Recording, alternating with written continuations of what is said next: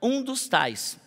Essa série nasceu no meu coração quando eu estava num sábado à noite em casa, buscando a Deus sobre o que nós iríamos pregar nas próximas semanas, inclusive que nós não estaríamos aqui. E eu comecei a ouvir uma música no meu coração, que eu lembrei quando eu fui em uma igreja, quando eu tinha uns 6, 7 anos, me levaram numa Assembleia de Deus. E quando eu cheguei lá, eu ouvi uma música que nunca mais saiu da minha mente. Se chamava Um dos Tais. Talvez tenha um outro nome aí, mas dizia: sei que existe um povo forte revestido de poder. Quantos são raízes aqui, lembram dessa música lá da época? Quantos são aí, ó? Olha, não é que tem alguns aqui, né? Eis que surge um povo forte, revestido de poder, que não teme nem a morte, quem a ele pertencer, que terá sublime sorte, no céu vai, podes tu também dizer, sou um dos tais. Eles começam, um dos tais, um dos tais. Mas eu me lembro que eu fiquei ouvindo essa música, e eu acordei no domingo pensando, gente, mas que música é essa que ficou no meu ouvido essa noite toda? Ali foi procurar na internet, só tinha os irmãos da sanfona, os irmãos, uma coisa lá do tempo do EPA, cantando essa música. Chamei os pastores e falei, olha, estou pensando numa série sobre os 12 discípulos, para a gente colocar aplicação na vida dos 12 discípulos. Vocês, cada um vai ficar com 4 deles. Pastor, mas é muito para um culto só. Eu falei, vamos dar conta, nós vamos dar conta disso. Mas eu me arrependi de ter pego essa palavra. Eu devia ter pego outros discípulos para falar. E quando eu fui ver os discípulos que eu ia falar, os apóstolos que eu ia falar, eu quase me arrependi nessa manhã. Mas como Deus nunca faz as coisas por engano, Ele sempre prepara tudo, então nós estamos debaixo da direção do Senhor. E eu quero falar com vocês hoje, nessa série Um dos Tais, eu quero falar sobre ser fiel até o fim. Ser fiel até o fim. Atos capítulo 17, versículo 6, acompanhe lá comigo a última parte do versículo, a última frase ali do versículo, diz assim: esses homens que têm causado alvoroço por todo o mundo, agora chegaram aqui. Vamos de novo, esses homens que causaram alvoroço em todo o mundo, chegaram também aqui. Quem foram esses que mudaram o mundo? Quem foram esses homens? E quando nós lemos esses versículos, algo no meu coração desperta, algo na minha alma desperta, porque eles não eram reis, nem teólogos renomados, mas eram homens simples, pescadores, cobradores de impostos, homens comuns, ordinários, que não tinham seu nome com influência, mas eram homens que Jesus foi e encontrou eles no caminho. E muitos deles adolescentes. É interessante que, ao olhar para a vida dos apóstolos, quando eles foram chamados, um ou outro talvez fosse uma pessoa um pouquinho mais jovem, maduro, mas a maioria deles estavam ali entre os seus 14, 15, 16 anos. Hoje, ao ver a Liz e o Pietro cantando aqui, eu vi eles, menino de 16 anos, 2 adolescentes aqui. Queridos, é tão lindo de ver quando Deus nos chama. Ontem nós tivemos aqui um culto de batismo, quase 200 pessoas desceram as águas do batismo, 170, cento e algumas tantas pessoas, eu não sei o número direito, mas quantas pessoas desceram as águas do batismo ontem. Eu disse para eles, não foram vocês que encontraram Jesus, mas foi Jesus que encontrou vocês. Não foi Davi que encontrou Deus, foi Deus que foi aonde Davi estava e encontrou Davi. Esse é o amor de Deus, que Ele diz que eis que estou à porta e bato, se você abrir a porta, eu entrarei e cearei com você. Irmãos, que coisa mais poderosa. A Bíblia diz que quando esses homens simples, que foram chamados por Jesus, depois de terem andado com Ele por 3 anos, quando eles chegavam na cidade, eles causavam um alvoroço. O mundo sentiu o impacto desses homens. Porque o evangelho, quando ele é vivido de verdade, ele não entra em silêncio. Ele trabalha na alma do homem em silêncio. É por isso que você não entende muitas vezes o que está acontecendo com você, que antes você tinha um certo tipo de pensamento, antes você tinha uma cultura, antes você tinha um comportamento, e de repente o evangelho, que ao ler a Bíblia, o evangelho que começa a ser vivido, ele causa um impacto em silêncio. De repente você não percebe o que está acontecendo, mas você começa a andar de glória em glória, de fé em fé, e as coisas são mudadas, mas ele não se manifesta em silêncio. As pessoas começam a perceber o impacto do evangelho na sua vida, porque agora o que você fazia você não faz mais, como você pensava você não pensa mais, como você respondia você não responde mais, como você tratava os outros você não trata mais. Então isso é um impacto não silencioso, visto por todos. Todo mundo começa a perceber, o evangelho está causando um impacto na vida dessa pessoa. Irmãos, e o que é interessante é que quando o evangelho é vivido e ele não trabalha em silêncio, ele muda os ambientes. Ele fez com que reis e impérios fossem abalados. Ele estremeceu o inferno, o evangelho estremeceu o inferno. E tudo isso começou com 12 homens. Homens simples, aqueles que eram improváveis, que decidiram seguir a Jesus. Vamos relembrar um pouco daqueles que já foi dito aqui. Você lembra de Pedro? Impulsivo, corajoso, inconstante, mas no final restaurado. Lembra de André? Nunca foi o centro da cena, mas sempre estava levando alguém para Jesus. Lembra que o pastor Luiz falou sobre ele? Lembra de Tiago, o ambicioso, que pediu lugar de honra para sentar na eternidade do lado de Jesus? Foi o primeiro mártir da igreja. O primeiro a morrer, o que queria honra, foi o primeiro a morrer por Cristo. E João, o filho do trovão, o cara nervoso, que terminou como o apóstolo do amor. Lembra que o pastor Oca falou? Filipe, o prático, na multiplicação dos pães, aquele que organizava, aquele... Lembra de Bartolomeu ou Natanael? Aquele que Jesus disse, esse é um homem sincero de coração. Lembra de Mateus, o cobrador de impostos, odiado por Israel, quando Jesus o encontrou, transformou tanto a vida dele, que colocou o nome dele com um livro com o nome dele na Bíblia, o Evangelho segundo Mateus. E o pastor Oca terminou a mensagem semana passada de uma forma tão tocante, falando sobre Tomé, aquele homem tão incrédulo, que foi transformado em um homem que morreu por Jesus. Todos esses homens falhos, todos esses homens que nós vimos, eles foram tocados por uma graça de Jesus. Sabe o que é bonito disso, gente? É que ao chegarmos esses últimos 4 apóstolos que nós vamos falar hoje, todos eles nós os identificamos um pouco. Todos eles. Às vezes eu olho para Pedro e penso, meu Deus, como eu sou parecido com Pedro. Às vezes eu olho para João antes dele ser o apóstolo do amor, eu disse, meu Deus, eu sou muito filho do trovão. Eu não pareço nada com Filipe, não sou nada organizado, prático, nem administrativo. Eu olho para cada um deles, eu vejo que tem um pouco deles em mim. Mas ao olhar para esses 4 apóstolos que nós vamos falar hoje, parece que tem um pouco de todos nós neles. Parece que a gente se identifica mais com eles do que, às vezes, com todos os outros. Mas o que é incrível, que talvez esses 4 que nós vemos aqui são os que menos são mencionados na Bíblia.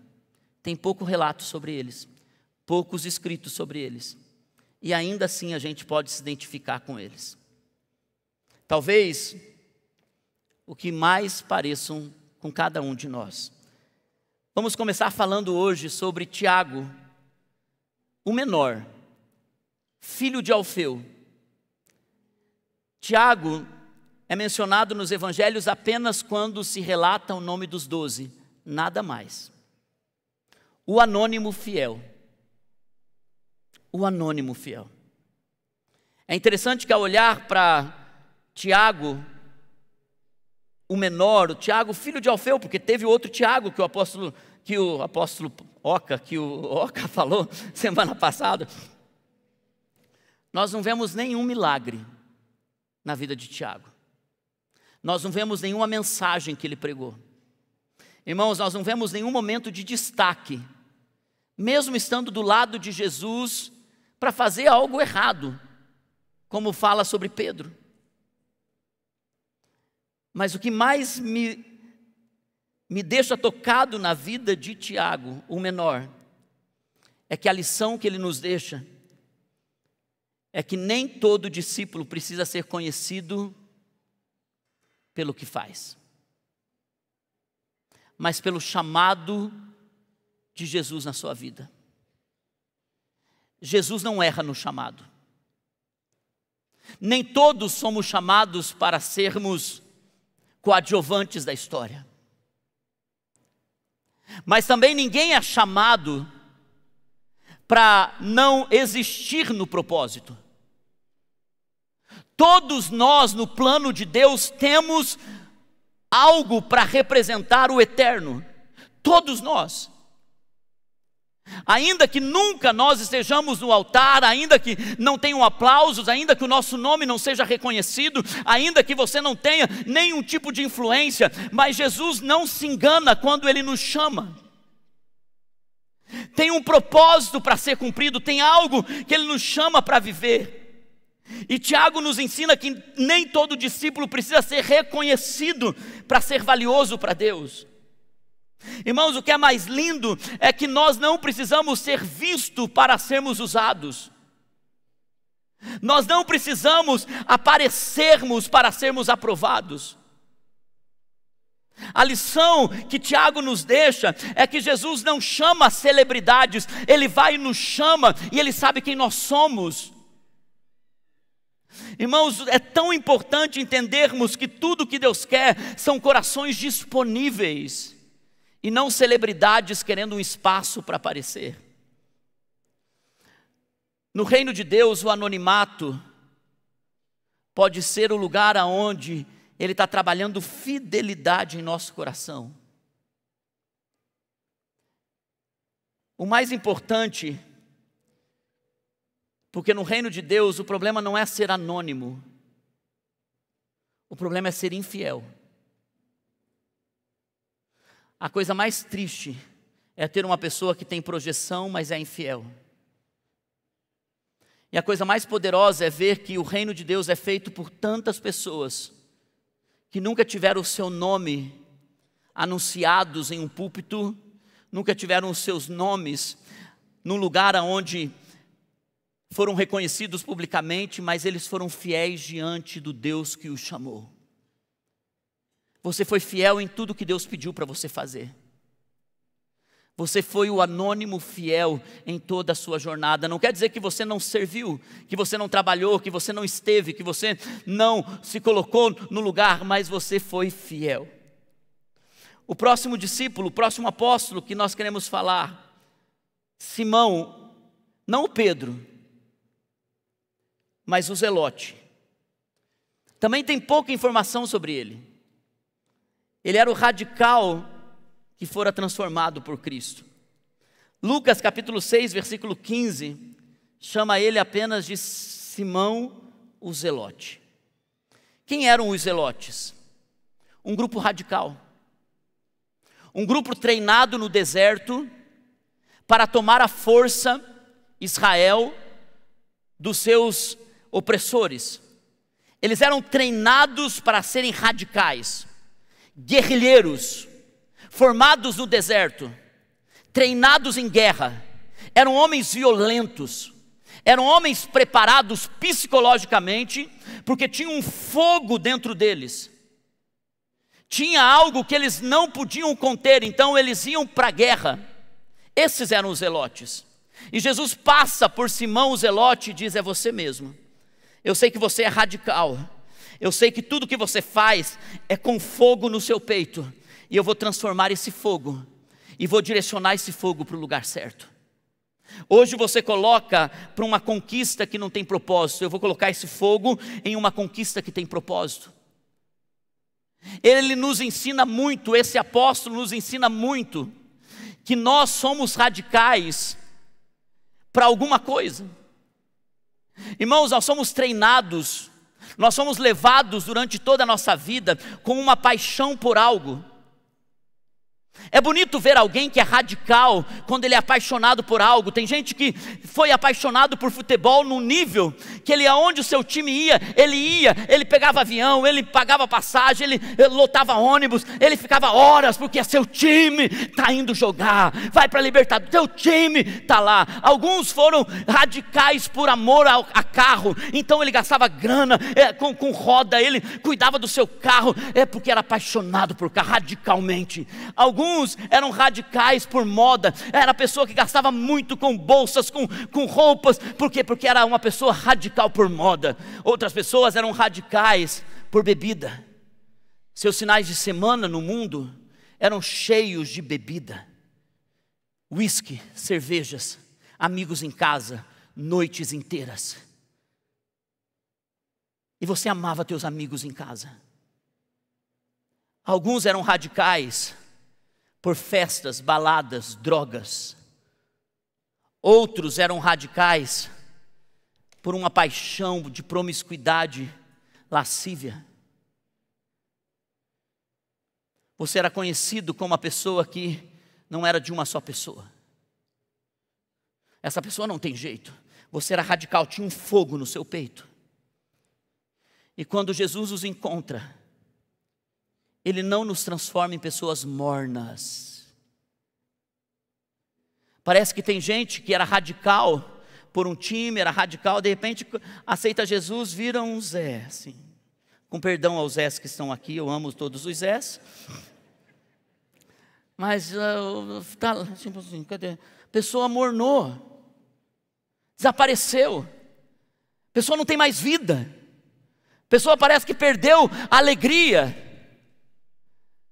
Um encontro com Jesus, ele pega um zelote e transforma o fogo dele para o lugar certo. O que ele tinha paixão por alcançar o reino de Israel, agora ele tem paixão por almas. Irmãos, a mesma paixão que você tinha de ter a tua casa cheia com bebida, com amigos, agora você tem para ganhar almas para Jesus. A mesma paixão que você tinha por carro, por moda, pelo time, agora você tem pela adoração. Agora você tem por servir o outro, porque ele redireciona o fogo do seu coração e não amorna você. Eu tenho uma preocupação com um crente que se converte, daqui a pouco, não, tudo que eu gostava ficou no meu passado. Não, você tem uma paixão, só coloque o fogo no lugar certo. Se você era infiel, você vai ser o homem mais fiel da sua vida, para sua esposa, para sua família, porque o que Deus faz é redirecionar o fogo do nosso coração. Quando Simão Zelote encontrou o mestre, ele aprendeu o que era a verdadeira revolução. Ele aprendeu a colocar a sua luta não com espadas, mas com propósito. Irmãos, aquilo que você lutava antes, agora você luta de forma diferente. Simão entendeu que o reino de Deus não se impõe, se revela. Irmãos, nós temos várias pessoas sentadas aqui. Todos nós somos um dos tais. Qual deles nós somos? Sabe o que acontece com a nossa radicalidade? Às vezes nós somos tão radicais para o mundo e não somos para Cristo. Às vezes, irmãos, o mundo nos colocou em um lugar de tanto desprezo que agora nós achamos que nós não podemos ser anônimos fiéis no reino de Deus. Nós olhamos para a vida de Simão, e o que me ensina é que a conversão mais profunda é quando o que movia a minha vida para mim mesmo, agora move a minha vida para Deus. Simão é esse exemplo de um homem que se movia para um propósito, agora ele começou a se mover por Cristo. O terceiro discípulo, Judas Tadeu, ele tem um pouquinho mais do que apenas seu nome listado entre os 12, porque tanto Simão Zelote, quanto Tiago, o menor, ele só tem menção entre os 12, nada mais se fala sobre eles na Bíblia. Já Judas Tadeu, considerado discípulo das perguntas certas, tem algo um pouquinho a mais sobre ele, somente um versículo a mais sobre ele. Em João 14, 22 diz assim: então Judas, não Iscariote, que é quando eu quero encerrar essa pregação sobre ele, disse: Senhor, mas por que te revelarás a nós e não ao mundo? Sabe o que é bonito de Judas Tadeu? É que ele sabia fazer as perguntas para a pessoa certa. Isso fala muito sobre nós. Às vezes nós fazemos as perguntas certas para as pessoas erradas. E por não entender a resposta que só encontraríamos em Deus, nós nos ofendemos com aquilo que nós queremos que sacie o desejo por resposta. O homem não vai te responder, as pessoas não vão conseguir te dar resposta.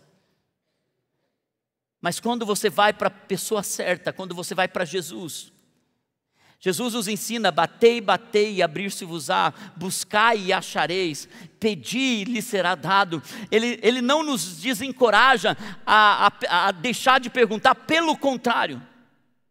E é por isso que quando Judas Tadeu chega e pergunta para Jesus, Jesus não o repreende, pelo contrário, Jesus responde, Jesus então libera sobre ele. Irmãos, é isso.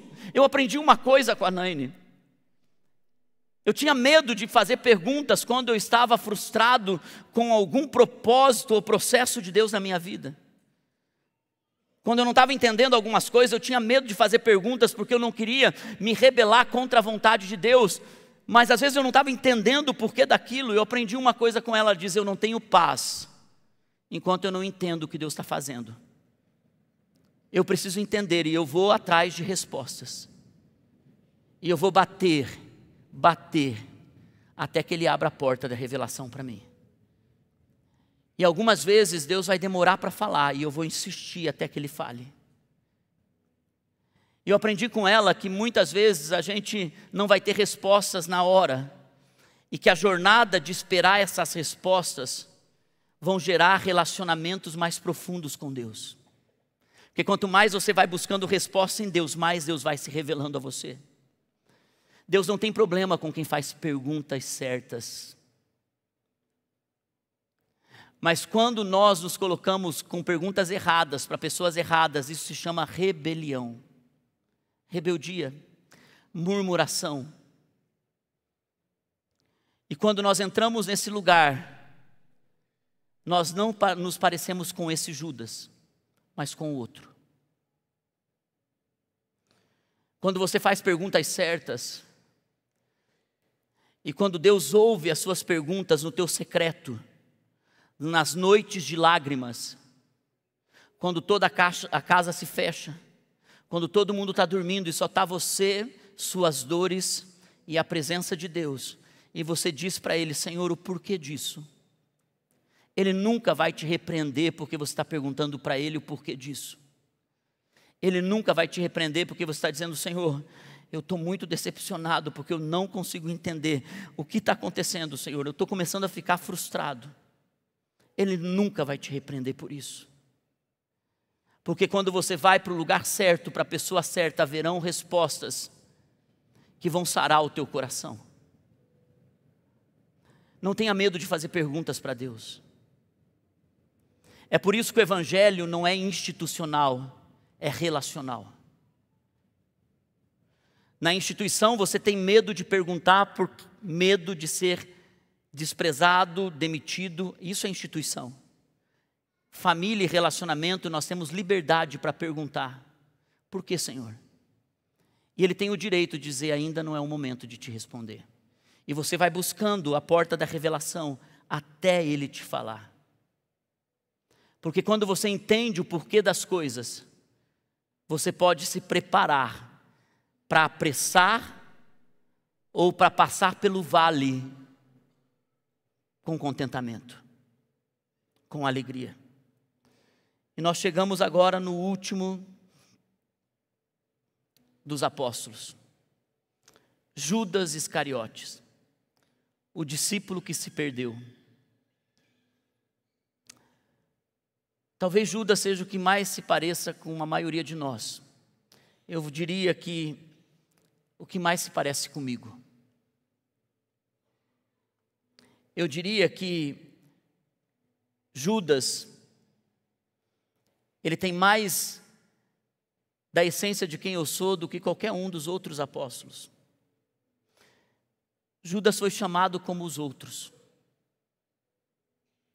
Judas começou o seu ministério como os outros. Quando Jesus encontrou Judas, ele também disse: segue-me. Eu não sei quantos de vocês assistiram The Chosen. Quantos de vocês assistiram The Chosen? A maioria. Eu sou um chorão. Eu choro fácil, até em comercial de margarina, às vezes eu estou lá e estou pensando, nossa, que emocionante, estou chorando. Eu choro fácil, às vezes eu choro escondido. Ontem eu estava mostrando um vídeo para a Naine no Instagram, de repente comecei a ficar meio emocionado vendo aquele vídeo. Ela disse: mas você está emocionado? Não, só caiu um cisco aqui. Mas eu choro fácil, e ao mesmo tempo eu não choro bonito, eu choro feio, eu faço bico para chorar, eu não consigo fingir que eu estou chorando, eu choro para valer. E por isso que eu tenho que tomar muito cuidado, que algumas vezes eu tenho que assistir alguns filmes virado de costa para ela, para não passar tanta vergonha assim. Mas The Chosen, quando um capítulo se apresenta, a figura de Judas, a hora que ele apareceu na tela, meus olhos encheram de lágrimas, e a hora que ele começou a falar, eu me debulhei em lágrimas, sem até mesmo ter uma história completa, porque eu vi um menino, um rapaz comum, olhando para Jesus e vendo a esperança da vida dele em Jesus. Uma pessoa que olhou para o mestre e disse: és tu tudo o que eu esperava. E ele seguiu o mestre com tanto amor. Todos os milagres que ele viu o mestre fazendo, ele celebrava, ele estava ali, ele estava pronto para poder morrer pela causa que, segundo o padrão do seu coração, era uma causa de libertação do Estado de Israel. Era um lugar onde ele teria um certo tipo de influência diante das pessoas. E conforme ele foi andando com Jesus, ele foi se decepcionando. Ele foi se frustrando. O coração dele se afastou do chamado inicial, da paixão inicial, do fogo que se acendeu quando ele encontrou Jesus. No processo ele começou a criticar, no processo ele começou a ver que todo o controle que ele queria ter do processo, ele não ia conseguir ter. Ele começou a perceber que o mundo que ele estava projetando não era o mundo que Deus ia dar para ele, e ele então começou a se ofender, começou a se decepcionar. Ele percebeu que a equipe que Jesus estava formando não era uma equipe para ter um sucesso aparente, mas tudo que ele esperava era um certo tipo de influência. Então aquilo foi frustrando ele. Ele disse: não, se o evangelho é isso, eu não quero. Se o que esse mestre que faz tanto milagre está oferecendo é isso, eu não quero. Se é para viver esse estilo de vida, eu não quero. Então Judas começou a se afastar do chamado inicial. Irmãos, o que é mais triste é que quando Judas está numa casa onde uma mulher chega aos pés de Jesus e derrama um perfume, Judas se ofende com aquela situação, dizendo: por que gastar tanto dinheiro, um desperdício desse, jogando fora esse perfume? Poderia ser vendido e dado dinheiro aos pobres. E olha o que a Bíblia fala sobre isso. João capítulo 12, versículo 6. Olha o que Judas diz sobre essa situação. Ele não falou isso por se interessar pelos pobres, mas porque era ladrão. Sendo responsável pela bolsa de dinheiro, costumava tirar o que nela era colocado. Você não dá as finanças da sua empresa para qualquer pessoa. A pessoa que tem a senha do banco é uma pessoa que você confia. Nós temos uma pessoa que está no financeiro aqui da igreja há mais de 20 anos, uma pessoa confiável, ilibada, uma pessoa que nós confiamos plenamente. Todos os relatórios e auditorias são perfeitos aqui da igreja. Uma pessoa que tem o nosso coração, que nós confiamos, nós não colocaríamos as finanças da igreja na mão de qualquer pessoa. Você não colocaria da sua empresa nas mãos de qualquer pessoa, Jesus não colocou na mão de qualquer um. Judas era confiável até ter se perdido. Em algum momento Judas pensou, ele não vai me dar o que eu quero, eu vou precisar pegar um pouco, e roubando um pouco. Sabe qual é o problema, irmãos, de quando nós nos parecemos com Judas? É que a gente vai pegando coisas que não estão no nosso propósito, cada dia roubando um pouco, cada dia tirando um pouco, daquilo que nós não podemos tocar. E nós vamos então trazendo para a nossa história coisas que não pertencem a nós, que tem um propósito de Deus para aquilo. E muitos acabam se perdendo no meio do caminho, porque quando começam a se ofender, quando você não pode mais controlar as coisas, quando aquilo não te satisfaz mais, quando você não entende as coisas e você não pergunta, você reclama, você murmura, então você começa a se ofender. Então tudo que nós começamos a fazer é roubar um pouco, é tirar um pouco, é tocar um pouco naquilo que não é nosso, naquilo que Deus diz, não, isso você não pode tocar, e de repente nós vamos lá e tocamos, nós voltamos ao pecado, nós voltamos à velha vida, nós voltamos ao velho comportamento. Aquilo não é para nós, tem outro propósito. E o que é mais triste de tudo isso é que Judas, ele não apenas tocou na bolsa, ele se frustrou tanto com o relacionamento, que ele traiu Jesus por 30 moedas de prata. 30 moedas podia servir para alguma coisa momentaneamente. 30 moedas poderia dar um poder de compra para ele momentaneamente. Mas ele teve uma perda muito mais significativa, porque ele perdeu tudo com aquilo que ele achou que ganhou momentaneamente.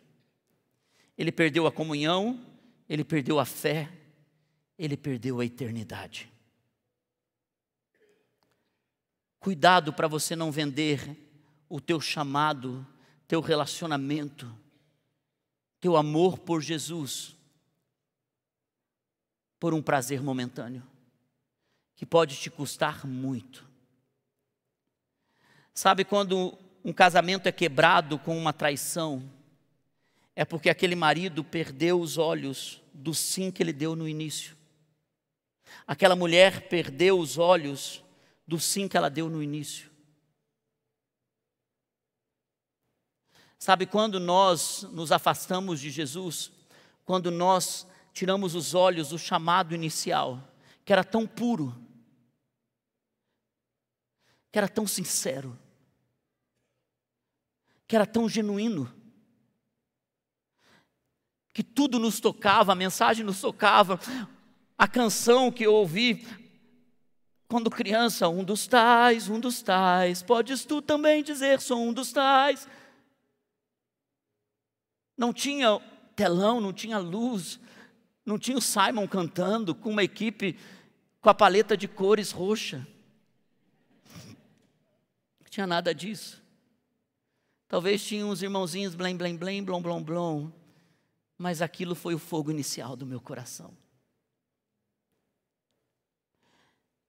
Sabe, irmãos, o meu maior temor é que o fogo e o chamado, quando eu tinha 12 anos, que foi se renovando a cada estação, comece a se perder por conta dos nãos que eu vou receber de Deus. Eu vou receber alguns nãos de Deus. Eu vou ter dores que eu não vou entender no processo. Como já tive e terei certamente traições no meio do caminho. Sabe, quando tudo isso, se isso me ofender e eu perder o olhar do início, eu posso perder tudo. E já pensou que coisa mais triste? A notícia de que, sabe o pastor Márcio da Vida Plena? Se perdeu. Não é triste isso, gente? Sabe o que é mais triste? É quando você pergunta, cadê aquele irmão? Não está mais, pastor, se perdeu. Da onde ele tirou os olhos? Aonde a chama que estava queimando no coração foi se apagando? E Atos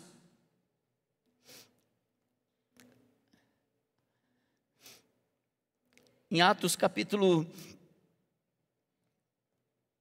coloca para mim por favor, Atos 17 versículo 6, não, Atos 1, 25, diz assim, para assumir esse ministério apostólico que Judas abandonou, indo para o lugar que lhe era devido. Sabe, irmãos, olha que contraste nós vemos entre esses três discípulos que nós falamos, entre Judas, Tiago, Simão Zelote, Judas Tadeu, anônimos fiéis. Só tem o nome deles mencionado entre os 12, nada mais. E uma pergunta que outro fez. Judas, conhecido, mas vazio. Às vezes a gente pode ter uma influência, pode ser muito conhecido, mas pode estar vazio. Olha o contraste, um serviu em silêncio, e o outro se perdeu no barulho da sua própria ambição. Tem um barulho que faz dentro da gente, com desejos que não são de Deus para nós. Irmãos, olhamos para aqueles três, eles morreram pela fé.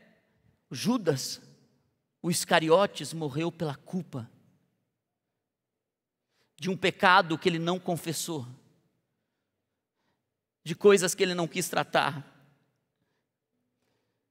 O reino de Deus não é sobre você ser notado de jeito nenhum, mas é sobre você ser fiel até o fim. Até o fim.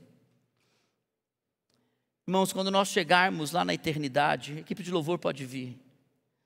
Quando nós chegarmos lá na eternidade, e Jesus abrir o livro da vida,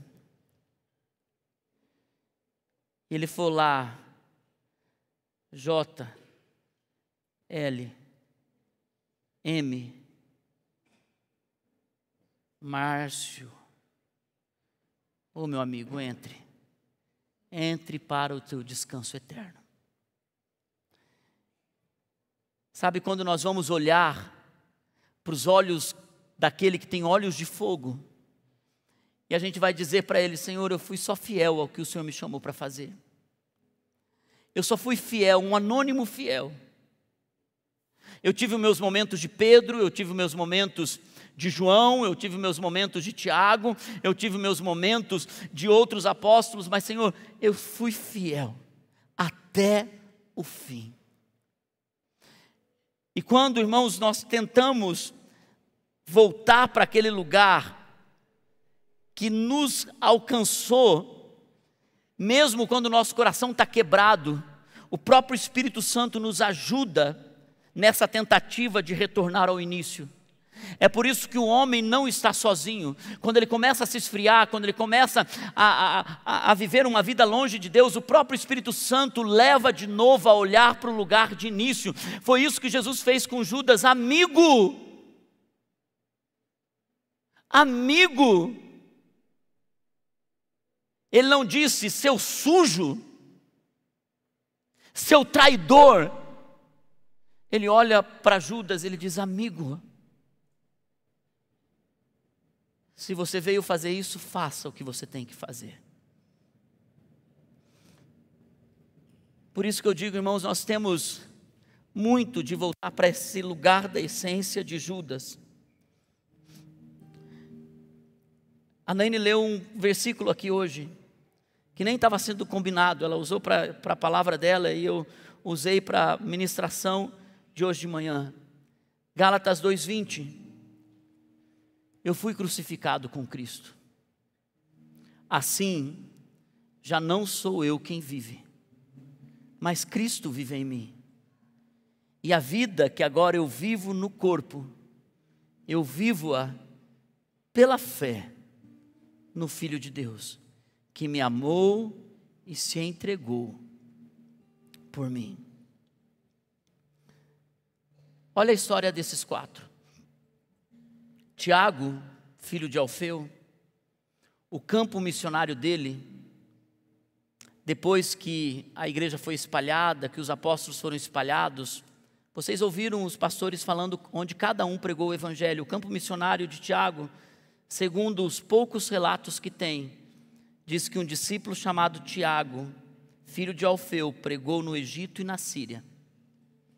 E como ele morreu, ele foi crucificado e apedrejado. Simão o Zelote, tem poucos relatos sobre ele nos escritos antigos, mas diz que chegou um homem chamado Simão, que era da tribo dos Zelotes, que pregou na Pérsia, na Síria, foi até o norte da África e ainda chegou nos territórios onde hoje é a Inglaterra. Como ele morreu, ele foi cerrado ao meio. Enquanto era cerrado ao meio, gritava forte palavras de Jesus. Sabe Tadeu, o Judas Tadeu, filho de Tiago, há relatos consistentes de que ele pregou na Mesopotâmia, na Pérsia e na Armênia. E ele, Natanael, ou Bartolomeu, eles foram os fundadores da igreja da Armênia. Como Tadeu morreu, ele foi morto por flechas e por porretes. Sabe Judas Iscariotes? O campo missionário dele foi um campo comprado com 30 moedas de prata. Ele não pôde gastar o dinheiro que ele comprou, que ele vendeu Jesus. Ele não pôde gastar o dinheiro. Compraram um campo do lugar aonde ele tinha se suicidado. Suas vísceras caíram ao chão. A forma que ele morreu, um suicídio, enforcado, uma queda. O chamado dele foi rejeitado. Nós também somos um dos tais. E tudo que nós fazemos aqui é tentar ser parecidos com um dos tais. Ter um pouco de cada um. E o nosso propósito, abalar o mundo. Esse é o nosso campo missionário. Sabe quando chegar o grande dia, quando aquele grande dia chegar, vão falar de nós. Nossa morte natural. Outros morreram porque não cuidaram da saúde. Outros morreram porque foram chamados para o campo missionário e foram conduzidos a lugares distantes.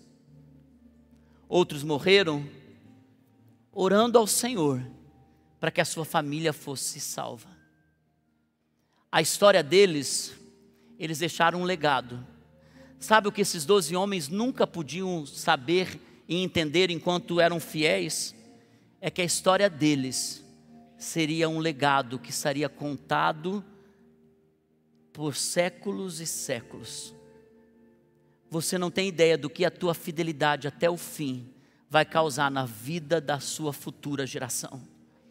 Seja fiel até o fim. Seja só fiel até o fim. Anônimo, reconhecido, só seja fiel até o fim. Em nome de Jesus. Vamos nos colocar em pé, vamos orar juntos. Mas antes vamos cantar juntos essa canção.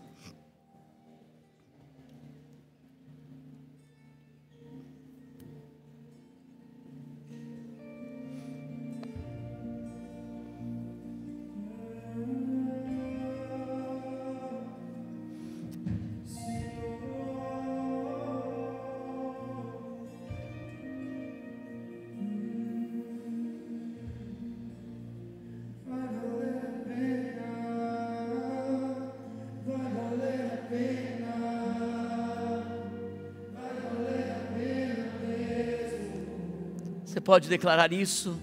Você é um dos tais.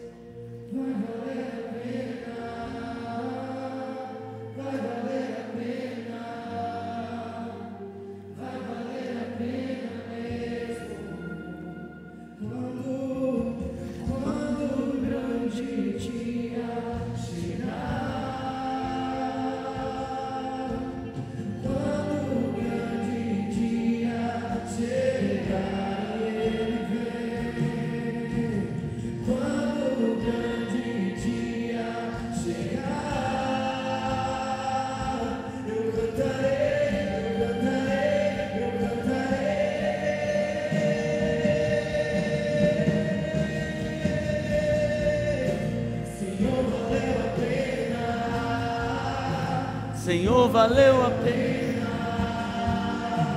Senhor, valeu a pena mesmo. Declare isso. Senhor, valeu a pena. Senhor, valeu a pena. Senhor, valeu a pena mesmo. Quando o grande dia chegar.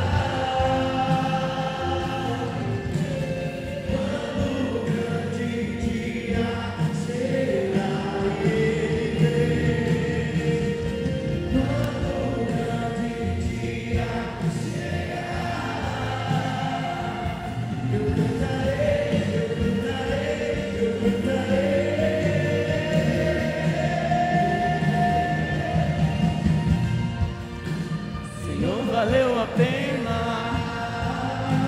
Senhor, valeu a pena. Senhor, valeu a pena mesmo. Senhor, valeu a pena. Senhor, valeu a pena. Senhor, valeu a pena mesmo. Irmãos, enquanto nós começamos essa palavra falando sobre quem são esses que causaram alvoroço aonde chegaram, quando nós estávamos de viagem, eu recebi vários vídeos do GC Challenge dos nossos adolescentes, eles indo para as escolas, fazendo os grupos de crescimento nas escolas, eles parando as escolas na hora do recreio, convidando pessoas e as salas ficando cada vez mais lotadas. Então uma vereadora, vendo um desses encontros aqui no Uberaba, entrou com processo na justiça, entrou com uma denúncia dizendo que um grupo estava fazendo um alvoroço nas escolas. Era um dos nossos grupos de adolescentes aqui.